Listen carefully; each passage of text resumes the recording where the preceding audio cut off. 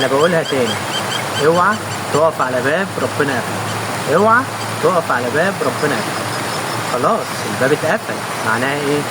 ان ربنا مش عايزك تدخل، فربنا قفله عشان مش عايز لك تفضل بنفس الوضع، عشان مش عايز لك اللي كان بيتعمل فيه، عشان كان سامع وشايف تدبيرهم عليك. فتأكد ان الخير ما كانش عند الباب ده، وقفله ليك حكمة من عند الله. ليه؟ عشان فاتح لك باب تاني، باب جميل، باب فيه راحة، فيه فرحة، فيه سعادة، فيه أحلامكم اللي تمنيتوها. فما تقفوش عند الباب ده، ما تعرفوش لو وقفتوا هيحصل لكم ايه، ما تعرفوش لو فتحتوا هيحصل لكم ايه. فاللي حصل ده ستر وخير، اللي حصل ده ستر وخير. فإن مع العسر يسر، إن مع العسر يسر. ربنا قفل لك الباب، باب العسر، باب اليسر كان نازل معاك، فيلا قفلوا الباب ده، فيلا فباب اليسر اللي انت فيه، فباب اليسر اللي انت رايح له اللي اتفتح، فيلا بينا، يلا بينا نروح الباب التاني، باب جميل، باب فيه راحة، فيه فرح، فيه أحلامك اللي تمنيتها.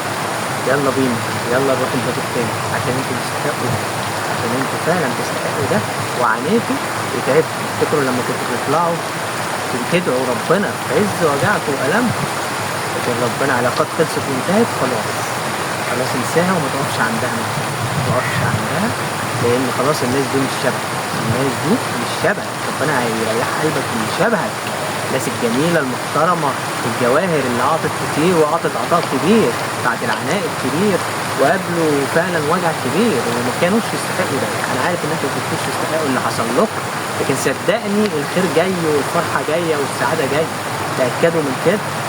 فيلا بينا مع بعض في رحلتنا الجميلة، رحلة التعافي من كل وجع ومن كل ألم. اطمن وابدأ من جديد معانا في هذه الأيام المفترجة، وليس صدفة وجودكم في هذه الأيام المفترجة.